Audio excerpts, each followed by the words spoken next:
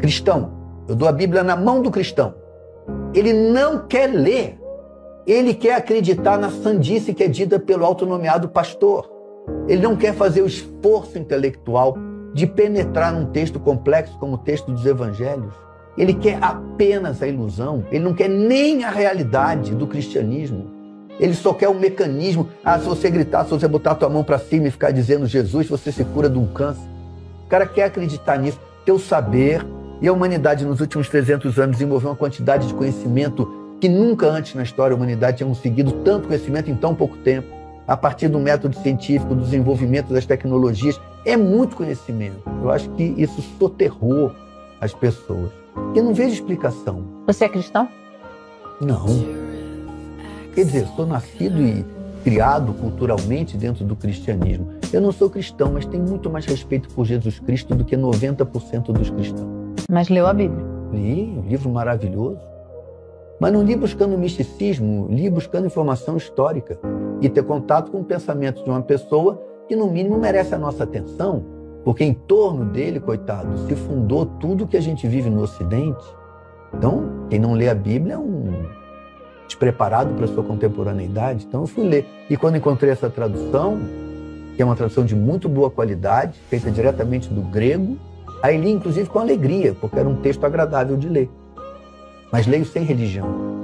Isso que você está falando é tão importante porque existe, de fato, algo que inclusive está na Bíblia, que a Bíblia diz.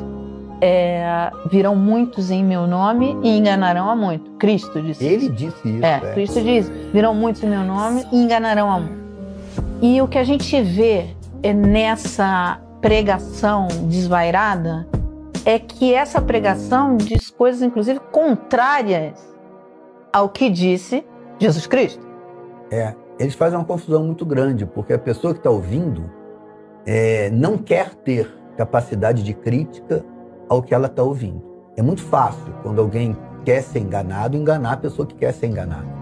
Agora, a razão primeira desse desejo de viver uma ilusão é misteriosa. Eu suponho que ela tem a ver com a compreensão da finitude. Porque se você estudar, você vai saber que você morre. Agora, se você não estudar, você talvez possa se iludir de que você é imortal. Talvez a gente seja imortal, mas o estudo não diz isso. O que nós sabemos diz que a gente termina. Então, talvez a gente não termine, mas...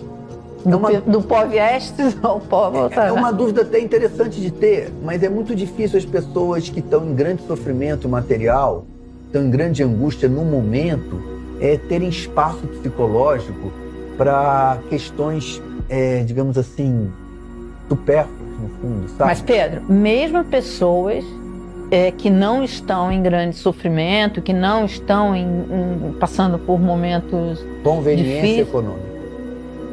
Conveniência econômica. A religião é o maior negócio que a humanidade jamais inventou. Então eu acho que existe uma grande parte da população que não está em sofrimento econômico, que tem dinheiro, que se torna um cristão apaixonado por isso para dar o golpe de Estado que eles queriam dar. Todo golpe de Estado é um movimento de enriquecimento de uma minoria. E todo golpe de Estado se promete ter um movimento para o povo, né? Há quem diga, jornalistas amigos nossos, que já passaram a chamar o golpe de 64 de movimento. Não ouvi isso, foi ao ar isso, eu ouvi isso da boca de pessoas que eu conheço de jovem, dizer que não foi um golpe, foi um movimento. Começa a se relativizar a história, não é? Porque o interesse econômico em manter o povo ignorante é muito grande. É muito grande. Se você pagar um salário mínimo a alguém, a pessoa tem que estar muito desprovida de conhecimento. Tem que estar muito refém daquele emprego que é o único que ela pode ter. Então, isso se soma, né? Quer dizer, as pessoas querem se manter ignorantes e uma minoria dos ricos querem ter um bando de ignorantes para poder continuar pagando apenas um salário. É duro lidar numa sociedade culturalmente em que o saber foi distribuído de uma maneira justa, é mais difícil você manter a desigualdade econômica. Então, eu não tenho certeza de nada. Eu desconfio que é mais ou menos por aí que isso anda. Interesse econômico. Nesse sentido, eu sou muito marxista. Eu acho que o Marx tem razão. O econômico é dominante na vida, mas o econômico entendido no sentido amplo do que é o econômico. O econômico não é o financeiro, Financeiro é dinheiro, é ter dinheiro, não ter dinheiro, é estar devendo, não estar devendo, estar credor, estar devedor. Isso é dinheiro. O econômico é a totalidade do fenômeno da vida, no sentido marxista. Tudo que se passa é uma economia, poderia-se dizer, é uma relação do homem com o ambiente natural e com os outros homens. E tirar disso um proveito para si. Uma inspiração de compreensão sobre este terrível momento. Qual é o mundo que estamos vivendo, Pedro? É difícil até definir, mas é um mundo de definição despudorada, né, do autoritarismo e da mediocridade no poder. Como se a mediocridade na gente não suportasse mais as demandas tão exigentes do saber e se rebelasse contra o saber e falasse, não, pera lá, a espontaneidade é que vai ficar no poder e não o saber. Tanto que esses fascistas todos, uma das características dessas pessoas é arvorarem-se a uma espontaneidade absoluta, falam do jeito que querem, ofendem, xingam, em nome de uma espontaneidade. Isso encontra grande eco nas pessoas, porque o saber é exigente, porque o saber, de fato, nos torna inevitavelmente conscientes da nossa finitude. E isso é bastante incômodo.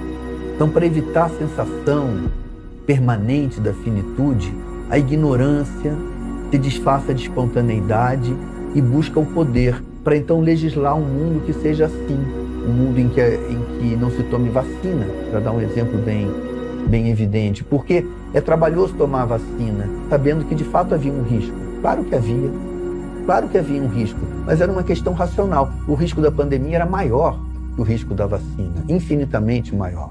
Então, eu, por exemplo, não tive dúvida. Eu tomei a vacina, dei a vacina nas minhas filhas menores de idade, sobre quem eu ainda tinha autoridade. E todas tomaram, até as outras, as mais velhas. Mas era uma inquietação.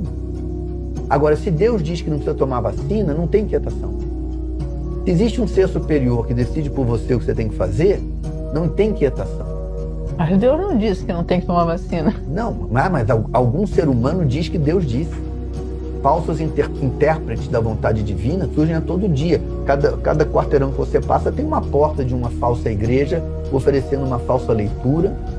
Ontem eu ouvia no rádio uma coisa alucinada, um sujeito falando que Abraão pagava dízimo, que o dízimo é anterior à Bíblia.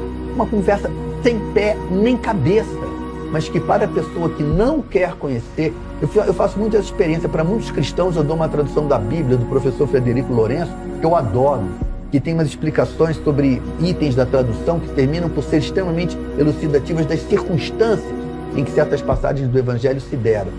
Nenhum deles lê.